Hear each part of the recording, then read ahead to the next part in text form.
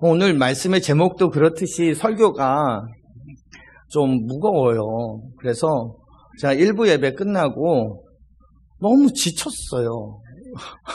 이게 막 소망이 되고 기쁨이 되고 뭐 이런 설교가 아니에요 오늘은. 그래서 제가 오늘 아침을 잘 안 먹어서 지친 것도 있지만 이 설교를 하면서 좀 이렇게 좀 진이 빠졌다고 그러나 그런 마음이 좀 들었어요. 그러나 그럼에도 불구하고 오늘 읽은 말씀이 너무 중요한 말씀이에요. 그래서 꼭 잘 기억하셨으면 좋겠어요.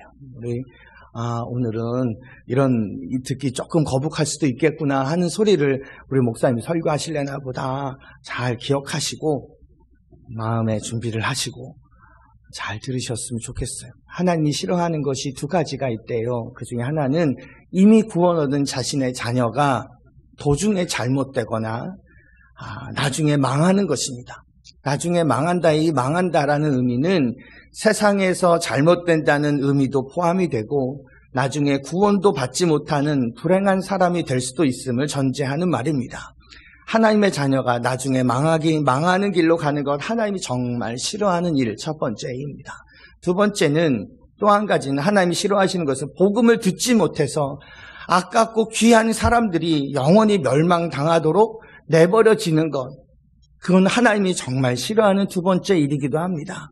하나님이 싫어하시기 때문에 하나님의 자녀들에게 이런 이야기를 많이 하시죠. 깨어 있어라.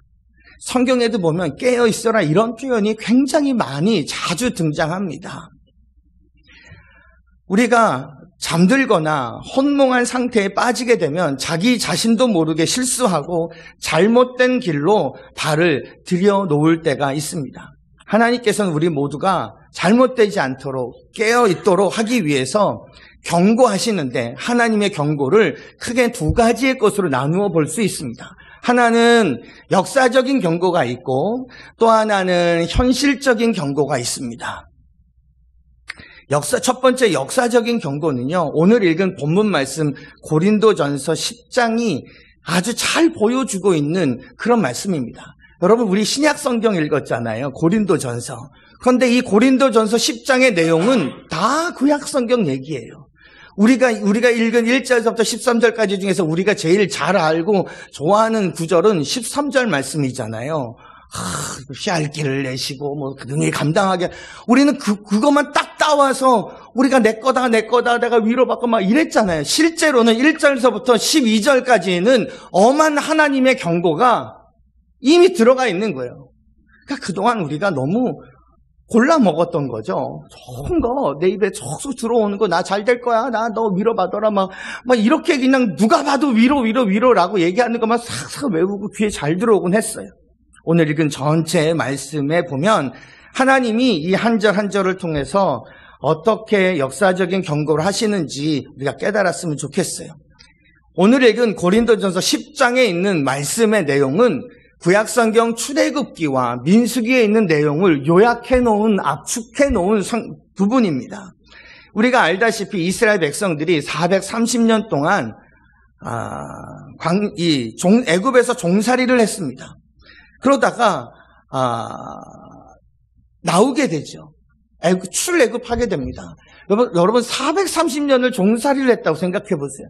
우리나라 38년을 종살이를 했는데, 그리고 지금 수십 년이 지났는데도 아직도 그 잔재가 남아있고 거기에서 온전하게 헤어나오지 못한 것이 우리들의 아픔으로 남아있고 상처로 남아있고 일제의 잔재다 이런 이야기를 하는데, 430년 동안 종살이를 한다는 것은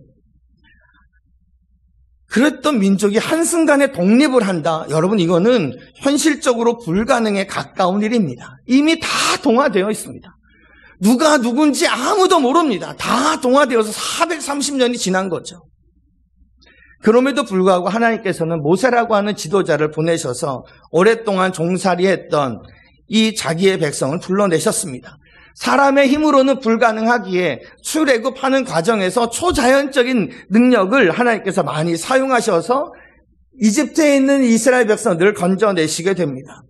모세를 앞장세워 약 한 200만 명 정도 될 것으로 예상되는 많은 사람들이, 그리고 가축들이 애굽에서 나오게 됩니다. 애굽을 떠나자마자 하나님께서는 혹독한 더위와 햇살을 피할 수 있도록 이스라엘 백성들에게 구름 기둥을 보이셨습니다. 그래서 그 구름 밑에 모여 살게 하셨던 거죠. 그리고 홍해에 이르게 되자 하나님께서는 그 홍해를 가르시고 길을 내어서 그 백성이 바다 가운데였는데 건너지 못하는 바다였는데 그 바다를 건너가게 통과하게 하셨던 거죠. 홍해를 건너는 사건이 왜 기록되었을까? 나중에 그것이 다시 닫혀짐을 통해서 야 이제는 내가 다시 저 애굽으로 갈 수 없구나 라는 것을 보여주는 사건이었습니다. 이게 출애굽 사건입니다. 이 사건을 일컬어서 오늘 읽은 고린도전서 신약성경 본문 1절, 2절 말씀에 보면 이렇게 기록이 되어 있어요. 형제들아, 나는 너희가 알지 못하기를 원하지 아니하노니 우리 조상들이 다 구름 아래에 있고 바다 가운데로 지나며 모세에게 속하여 다 구름과 바다에서 세례를 받았다. 이렇게 기록을 하고 있어요. 어떻게 구름 기둥의 인도를 받고 바다를 통과하는 것이 세례가 될 수 있을까요? 세례란 내가 누구에게 속해 있는지를 보여주는 겁니다. 성부와 성자와 성령의 이름으로 세례를 받으면 나는 이제부터 하나님의 사람이다. 하나님께 속한 사람이다 라는 것을 보여주는 의식이 되는 것입니다. 이스라엘 백성들이 애굽에서 나와서 모세의 인도대로 바다를 통과해서 새로운 땅에 가는 것을 하나님의 백성이 된 것을 상징하는 세례로 그처럼 표현하고 있는 거죠. 출애굽한 이스라엘 백성들, 그들이 갔던 땅은 젖과 꿀이 흐르는 가나안 땅이 아니었습니다. 황량한 땅, 죽음의 땅이었습니다. 구름이 없으면 살 수 없는 땅이었습니다. 그 많은 사람들이 그 광야에서 살아간다는 것은 가축들도 있고 어린아이도 있고 여인들도 있는데 광야에서 산다는 것은 절대로 가능한 일이 아닙니다. 하나님께서 아침마다 만나라고 하는 것을 이슬과 함께 내리게 하시고 그것을 아침마다 걷게 하시고 그것으로 40년 동안 광야에서 먹이셨습니다. 또 큰 바위를 지팡이로 쳐서 그 틈에서 나오는 생수를 40년 동안 마시게 하셨습니다. 그러니까 이거는 사람이 노력해서 얻은 음료나 음식이 아닌지라 오늘 읽은 말씀 3절, 4절 말씀에 보면 그거를 신령한 음식, 신령한 음료다 이렇게 설명을 하고 있는 거죠.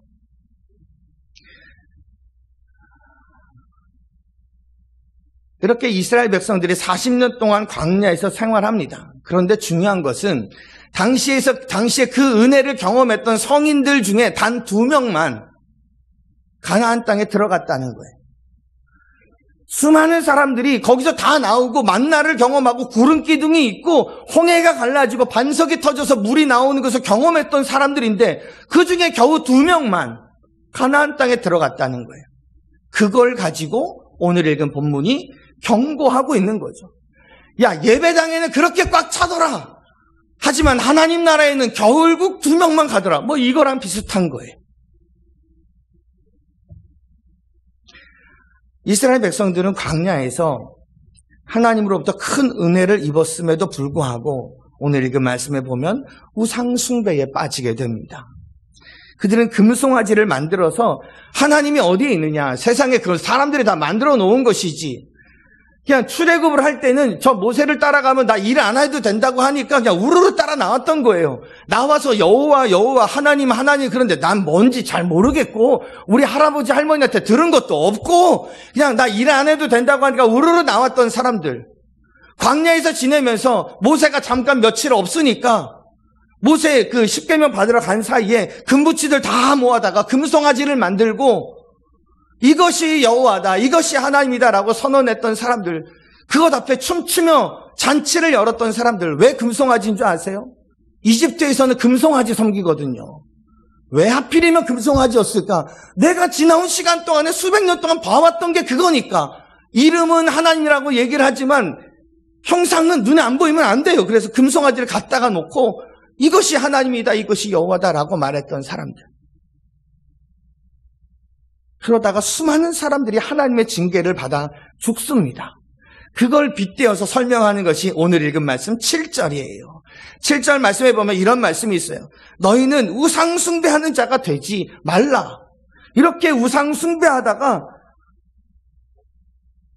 이랬다는 거죠. 하나님께서 징계하셨거든요. 그러니까 너희는 우상 숭배하는 자가 되지 말라. 그 다음에 민수기 25장에 보면 출애굽한 이스라엘 백성들이 간음죄를 범합니다. 이스라엘 백성들과 함께 미디안 사람들이 몇몇이 있었습니다. 근데 이들에게 자신들이 좀 불리하게 되니까 미인계를 씁니다.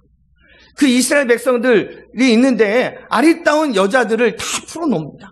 그러고 나서 그 아름다운 처녀들이 이스라엘 사람들 사이에서 유혹을 하게 되고 이스라엘의 건장한 젊은이들이 성적으로 타락하게 되는 일이 일어나게 되었던 거죠.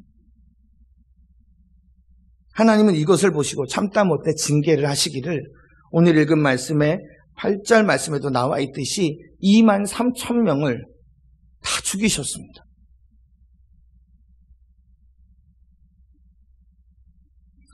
그 많은 사람들이 하나님께 벌을 받아 죽었다는 거죠. 그래서 우리도 저들과 같이 음행하지 말자. 이게 그때의 일을 기록한 이유라는 거예요. 가나안 땅에 정탐꾼을 보냈을 때 그 정탐꾼이 돌아와서 나쁜 정보만을 얘기하는 거예요. 사람들은 키가 이만하고 우리는 거기에 비하면 메뚜기 같고 우리는 아무것도 아니고 우리는 반드시 죽을 것이다. 안 좋은 얘기만 잔뜩 늘어났어요. 그 얘기를 듣고 백성들의 마음이 막 흔들렸어요. 하나님을 원망하기 시작합니다. 그 결과 바로 강을 건너면 가나안 땅에 들어갈 수 있는데 그들이 거기서 다시 돌립니다. 그래서 38년 동안 더 광야 생활을 하게 되는 거예요. 하나님을 믿고 의지해서 갔다면 조금 더 빠른 편안한 길을 갈 수 있었을 텐데 그들이 원망하고 하나님께 불종을 해서 그들이 38년 동안 더 고생을 합니다. 그 이야기가 9절 10절에 기록이 되어 있는 거예요. 우리도 그들처럼 주를 시험하지 말자. 이스라엘 백성들이 물과 양식이 없을 때에 원망하다가 뱀에 물려서 여러 사람이 희생을 당한 적이 있었습니다. 그 사건을 이야기하면서 우리도 저들처럼 원망하지 말자. 그걸 이 고린도전서에서 기록하는 거죠. 하나님이 왜 이런 사건을 구약에다 기록해 놓으셨을까? 그리고 그 구약에 있던 성경을 왜 신약에서 다시 한번 요약해서 또 이야기를 하고 계실까? 역사 속에서 배우라는 것입니다. 과거의 역사 속에서 하나님의 경고를 들으라는 것입니다. 출애굽기 민수기에 있었던 이야기를 고린도전서에서 갖고 와서 하는 이유는 우리도 그들처럼 우상 숭배하지 말자. 음행하지 말자. 원망하지 말자. 불평하지 말자. 그들이 그러다가 망했지 않느냐. 하나님의 백성이라고 힘주고 다니면 뭐하느냐. 광야에서 다 죽고 2명만 들어가지 않았느냐. 우리는 그러지 말자. 하나님의 경고로 이 말씀이 성경에 기록되어 있는 거죠. 6절 말씀. 그래서 오늘 읽은 말씀을 보면 중간중간에 이런 말씀이 있어요. 6절 말씀 같이 읽어봅시다. 시작. 이러한 일은 우리들의 본보기가 되어 우리로 하여금 그들이 악을 즐겨하는 것 같이 즐겨하는 자가 되지 않게 하려 함이니 그랬어요. 11절 말씀 보세요. 11절 12절 말씀 같이 읽어요. 시작. 그들에게 일어난 이런 일은 본보기가 되고 또한 말세를 만난 우리를 깨우치기 위하여 기록되었느니라. 그런즉 선줄로 생각하는 자는 넘어질까 조심하라. 하나님이 과거의 이야기를 다시 이야기하시면서 경고하는 거예요.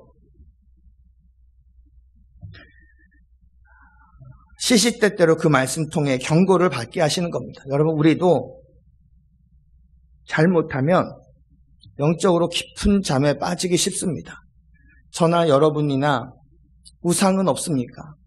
하나님만을 섬긴다고 입으로는 요란하게 신앙 고백하고 찬송하고 해도 마음속에는 하나님보다 더 사랑하는 어떤 우상들이 자리 잡을 수도 있습니다. 그게 돈이든 쾌락이든 잘못된 야망이든 아니면 이 세상에서는 좀 편안하게 좀 지내보자 편안함이 될 수도 있습니다. 자신이 생각하는 추구하는 어떤 목적이 나의 우상이 될 수 있습니다. 하나님보다 더 사랑하는 우상이 그 무언가가 우리에게 있을 수 있습니다. 그 우상이 우리의 눈을 어둡게 하면 나도 모르게 잘못됩니다. 여러분, 우리가 잠결에 있으면, 잠들어 있으면 잠결에 무슨 말을 했는지 어디를 했는지 잘 기억이 안 나고 나도 모르는 것처럼 우리들도 그 우상에 씌이면 뭔가에 사로잡혀 살면 내가 잘못됐는지 모르고 갑니다. 그냥.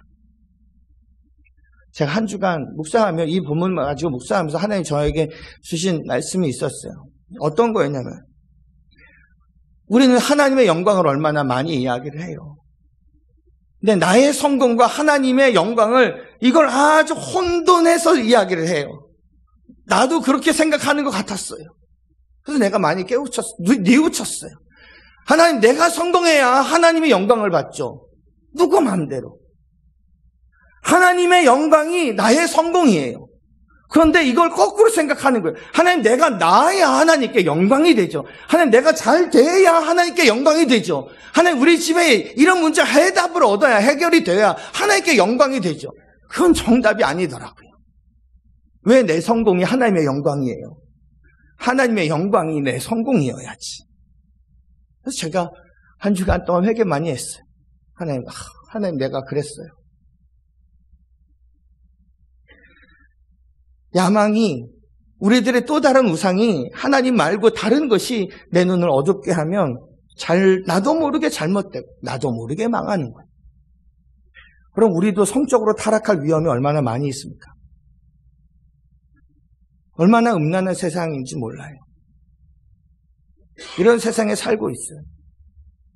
여러분, 제가 요즘에 CF를 보면요, 여행 프로그램, 여행 어플이 있잖아요. 그럼 내가 정확히는 모르겠어요. 무슨 상호인지는 모르겠는데, 내가 파리로 가는 비행기를 타려고 가다가 사랑하는 여인을 만났어요. 맞아요, 이 내용이.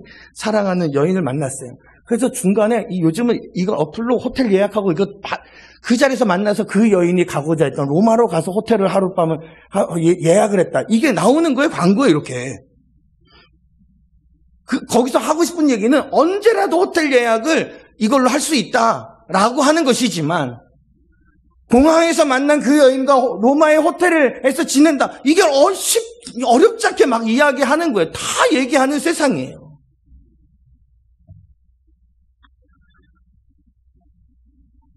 이런 역사적인 교훈을 보면, 본문에 나오는 음행하다가 하루에 23,000명이 죽은 이런 얘기를 보면, 나도 음행하다가 망할 수 있겠구나. 이런 하나님의 경고를 들을 수 있어야 된다는 거예요. 우리가 하나님을 원망하고 불평하지는 않습니까? 시험하지는 않습니까? 혹여나 우리의 마음속으로 세상에 성경 말씀대로 다 되는 일이 어디 있나. 그대로 복받고 그대로 벌받는 사람들이 과연 성경에 있는 대로 되는 사람이 몇이나 있을까? 오늘따라 목사님이 평상시에 좋은 말씀 하시다가 오늘따라 이렇게 겁을 주시는 말씀을 하시나. 혹여나 이러세요. 말씀을 무시하고 있는 것은 아닙니까? 아니면 내가 요 정도 하면 하나님은 이 정도 주셔야지 라고 하나님을 시험하려 드는 교만한 마음이 우리에게 있지는 않습니까? 내가 예배를 이렇게 좀 드렸으면 하나님 나 좀 취직 좀 시켜줘야지 라고 이렇게 저울질해야 되는 교만함이 우리들에게 있을 수 있다는 거죠. 성경에 이러한 역사적인 사건을 기록하여서 우리에게도 경고하고 계신다는 거죠. 본보기로 삼으라는 것입니다. 그래서 영적으로 깨어서 나도 모르게 망하지 않도록 하기 위해 경고하시는 겁니다. 우리가 이 사실을 꼭 기억해야 합니다. 하나님의 경고 두 가지 중에 하나는 역사적인 경고였어요. 말씀을 통해서 역사적인 경고하신다. 두 번째 경고는 현실적인 경고입니다. 역사적인 경고는 성경에 있으니까, 글로 보고 책으로 보니까 사람들이 이게 경고로 잘 안 와닿는 거예요. 그래서 곧장 눈앞에서 일어나는 사건을 통해 경고하시는 겁니다. 이것을 가장 잘 보여주는 것이 누가복음 13장 말씀이에요. 거기에 보면 이런 내용의 에피소드가 있어요. 예루살렘의 위쪽에 갈릴리라고 하는 동네가 있고, 갈릴리 사람들이 예루살렘으로 성전에 제사 드리려고 옵니다. 그래서 제사를 드리다가 당시에 로마의 총독이었던 빌라도가 무슨 이유에서인지 그 제사 드리던 사람들을 다 칼로 죽였습니다. 그래서 제사 드리다가 죽었어요. 그냥 죽을 뿐만 아니라 유대인들은 제물과 제단을 굉장히 거룩하게 여겨서 그들이 죽으면서 흘린 그 피가 제물에 튀고 제단에 튀었다는 거예요. 그래서 그 제물과 제단이 부정한 것이 되었다는 거예요. 그 사건을 목격했던 사람들이 예수님께 쪼르르 쫓아왔어요. 예수님, 갈릴리의 사람들이 제물을 드리다가 이렇게 죽임을 당했는데, 그리고 제물도 부정한 제물과 부정한 제단이 되는데 누가 무슨 죄값으로 이렇게 된 것입니까? 이렇게 물어요. 예수님이 대답을 이렇게 해요. 그들이 죄가 있어서 그런 일을 당하는 줄 아느냐? 아니다. 너희도 회개하지 않으면 이와 같이 망하리라. 그렇게 말씀하세요. 또 하나의 사건, 실로암 망대라는 것이 있습니다. 이 실로암 망대는 전망대, 주로 군사적인 목적으로 높이 올라가서 이렇게 살펴보고자 이제 망대를 세우는데 부실 공사를 했는지 실로암 망대가 무너져서 여러 사람이 죽었어요. 사람들이 와서 물어요. 아니, 실로암 망대에 깔려 죽은 사람들은 무슨 죄를 범해가지고 거기에 깔려 죽었습니까? 예수님께 그렇게 물어요. 예수님의 대답이 이랬어요. 그들이 너희들보다 죄를 더 많이 져서 그렇게 죽었다고 생각하느냐? 아니다. 너희도 회개하지 않으면 이와 같이 망하리라. 그 얘기를 하셨던 거예요. 그러니까 예수님은 실로암 망대가 무너지고 갈릴리의 사람들이 칼에 맞아 죽는 그 사건을 통해서 누구를 경고하는 거냐면 너희들 똑바로 정신을 차려야 된다. 이걸 경고하고 있다는 거예요. 우리는 그 사람 뭔 잘못을 해서 그렇게 어려움을 당했대? 그 사람 왜 그렇게 갑자기 죽었대? 뭔 문제가 있었대? 이 얘기만 하는데 우리도 그럴 수 있는 존재라는 거죠. 이런 경고성을 가진 사건들은 말세가 되면 더 많이 나타납니다. 곳곳에서 난리와 난리가 날 것이고 나라와 나라가 대적하고 민족이 민족이 대적하고 곳곳에서 기근과 지진이 일어날 것이라고 경고합니다. 그것이 일어날 때마다 뭘 깨달아야 되냐면 이제 마지막 때가 다가왔구나. 이런 경고를 들어야 되는데 우리는 그게 많다 보니까 접하는 게 많다 보니까 그냥 다 버리는 거예요. 그런 정보들을. 나는 안 그럴 줄 아는 거죠. 나는 안 그럴 줄 아는 거죠. 이 세상 가운데 지난 100년간 수많은 끔찍한 전쟁들과 자연재해들이 많이 일어났습니다. 앞으로는 이것보다 더 엄한, 더 무서운 그런 사건들이 일어날 것입니다. 그 모두가 우리를 경고하기 위해서입니다. 그런 경고는 우리가 망하지 않게 하기 위해서입니다. 교회를 깨우고 불신자들을 각성시키기 위해서 하나님이 주시는 겁니다. 우리 주변에서 일어난 이런 사건에 그저 스쳐 지나가지 말아야 합니다. 우리는 이런 현실적인 사건을 놓고 하나님 앞에 진지하게 머리 숙여서 하나님, 이걸 통해서 뭘 경고하시는 걸까요? 기도하는 자세가 필요합니다. 이미 오래전 일입니다만 9.11 테러 사건이 있었습니다. 그 9.11 테러 사건을 보면 어떤 목사님이 신문에 이렇게 해석을 해놓은 것이 있었어요. 이 무역센터가 불타고 펜타곤이 파괴된 것은 당시에 대통령이었던 클린턴 재임 시절에 여자들과 스캔들이 많이 있어서 그걸 갖다가 징계하기 위해서 하나님이 이런 재앙을 내렸다. 뭐 이렇게 해석하는 글을 본 적이 있어요. 여러분, 그건 너무 속 좁은 해석이에요. 그 사람 잘못했는데 왜 무역센터를 뚫고 지나가야 되고 수많은 사람들이 죽어야 돼요? 마치 망대가 무너져 사람들이 희생당하는 것을 보고 저들에게 무슨 죄가 있어서 이런 일이 일어난 거냐고 묻는 사람들과 똑같아요. 그럼 이거는 경고죠. 미국을 향한 하나님의 경고입니다. 물질을 우상처럼 섬기고 신앙으로 말미암아 세워진 나라임에도 불구하고 과거 200년 동안 엄청난 복을 많이 받은 나라임에도 불구하고 자신의 국익을 위해서라면 그 어떤 일도 거침없이 행하는 나라가 되고 말았습니다. 자신들에게 밉보이면 이웃나라 국가 원수라도 자기 나라 법정에 출두시키는 나라가 되었습니다. 미국 교회는요, 이것 앞에 제 목소리를 내지 못하는 세속적 교회로 변질되고 말았습니다. 미국의 교회가 40만 개가 있다고 그러는데 그 중에 상당수가 목회자가 없습니다.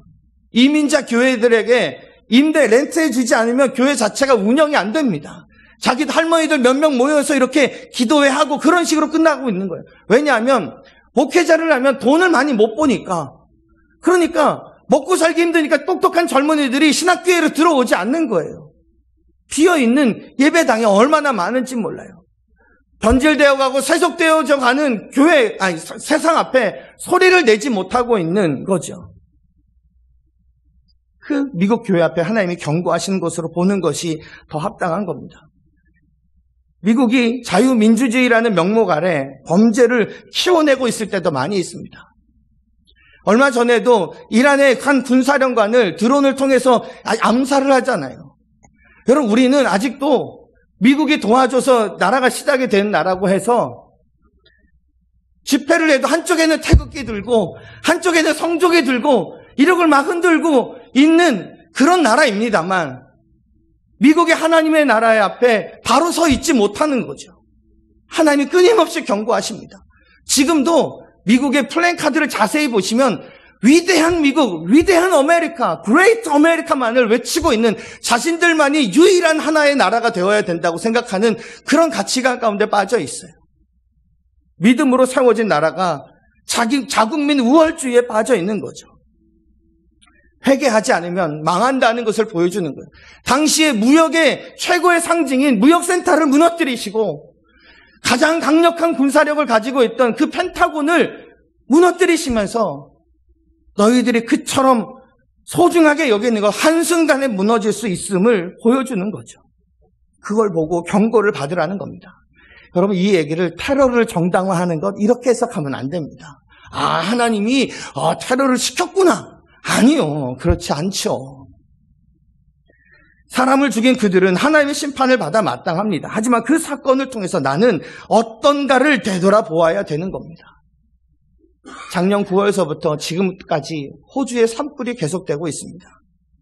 수억 마리의 귀한 동물들이 죽어가고 있는 것을 보고만 있습니다. 불을 끈다고 하고 헬기를 동원해도 잘 되지 않습니다. 늘 푸를 것 같고 늘 아름다울 것 같았던 세상이 손 쓸 수도 없이 한순간에 잿더미가 되는 장면들을 우리가 보게 됩니다. 우리는 뭘 깨달아야 됩니까? 이게 영원토록 계속될 것이라고만 생각하지 말고 이게 우리의 현실이 될 수도 있겠구나. 수많은 전쟁과 죽음, 각종 사고와 자연재해가 일어나는 우리의 현실을 통해서 우리는 경고를 받을 수 있어야 됩니다. 한국 교회를 향한 경고는 없을까요? 교회를 향해서 비아냥거리는 소리를 들을 때마다 저도 참 속상하고 억울한 면도 많이 있습니다. 하지만 그 소리가 하나님 까불면 죽어라고 하는 망령된 소리를 해대는 목회자로 살아가고 있는 이 망가진 한국교회에 대한 경고의 눈빛, 경고의 비아냥일 수도 있다는 것을 우리가 잊지 말아야 합니다. 더 넓은 예배당을 갖기 위해서 불법을 행해서 예배당을 확장시키고 예배당이 세계에서 제일 커서 기네스북에 올라갔다는 것을 자랑하는 그런 한국교회의 민낯을 보여주는 그 한국교회를 향한 하나님의 경고일 수 있다는 것입니다. 그래서 우리는 철저히 잘 살펴보아야 합니다. 안타까운 것은 사람들은 경고를 잘 듣지 않는다는 겁니다. 오늘 읽은 본문도 1절서부터 13절까지 내용이 쭉 이어졌는데 우리는 13절 하나에 꽂혀서 그래 하나님 피할 길을 내시고 하나님 다 도와주시고 이것만 생각하니까요. 경고는 잘 안 듣습니다. 성경에 기록된 역사적인 경고, 사람들은 경고를 잘 듣지 않아서 망할 때가 있습니다. 담뱃갑에다가 아무리 흉측한 그림을 그려놓고 붙여놓아도 사람들은 여전히 그 연기 아래에서 인생의 의미를 찾고 있는 것이 현실입니다. 성경 그 옛날 고대 시대나 있었던 것, 사람 겁주는 이야기 그만하고 그게 나와 무슨 상관인가. 무역센터가 10개가 무너져도 세월호 같은 사건이 수없이 일어나도 꿈쩍도 안 하는 사람들이 우리 주변에 많이 있습니다. 성도들도 마찬가지입니다. 여전히 기도하지 않습니다. 나 하나 즐기면 된다. 나 하나 하나님 나라 갖다 편안하게 해주시고 아무 고통 없게 해주. 여기에만 매몰이 돼서 내가 어디로 빠져들어가는지, 내가 어떻게 망해가는지 잘 못 깨달을 때가 많이 있다는 거죠. 흔들어도 깨지 않는 사람들이 있습니다. 한 가지 기억해야 될 것은 하나님이 왜 이렇게 자꾸 우리에게 계속 경고하실까요? 하나님이 세상을 사랑하시기 때문에 그렇습니다. 사랑하지 않으면 죽도록 내버려 두면 되죠. 지 망할 길을 가면 내버려 두면 되죠. 왜 그 길에서 돌이키라고 자꾸 깨우실까요?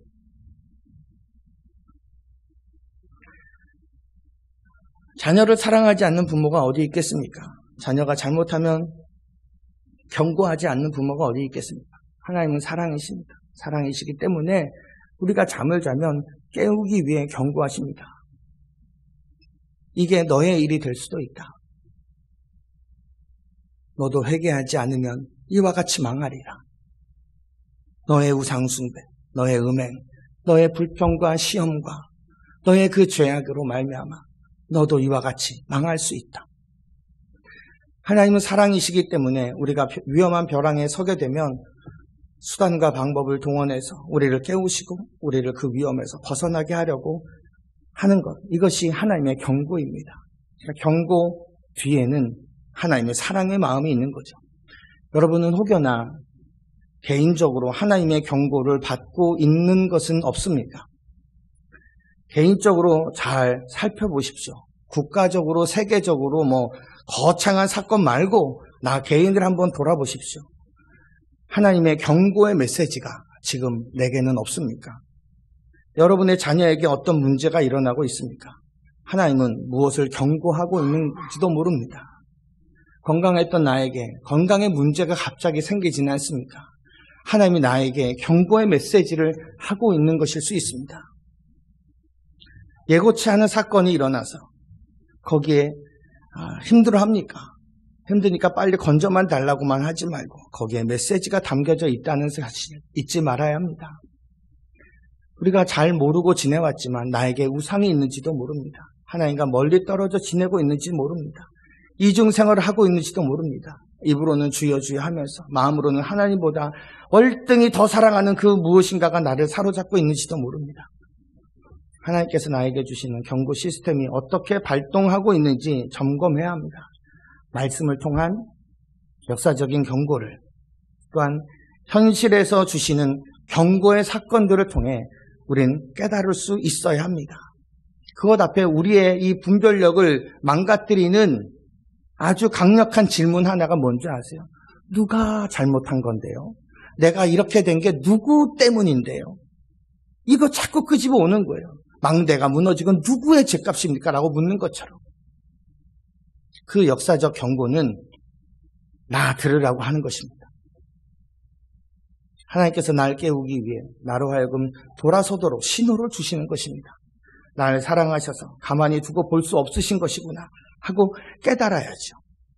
내 개인적으로 하나님의 경고의 메시지를 깨닫는다면 이건가 보다 라고 무엇인가 느껴지면 그거 반드시 순종하셔야 합니다. 그걸 또 무시하고 또 스쳐 지나가면 그 다음에는 기회와 소망이 없습니다. 여러분, 우리의 인생에 어떤 일이 일어나게 될지 아무것도 모릅니다. 변하지 않는 건 하나님이 우리를 사랑하신다는 사실뿐입니다. 하나님은 날 절대 포기하지 않습니다. 포기하지 않아서 날 깨웁니다. 날 사랑하시는 하나님의 경고하심을 통해서 그 하나님을 두려워할 수 있어야 합니다.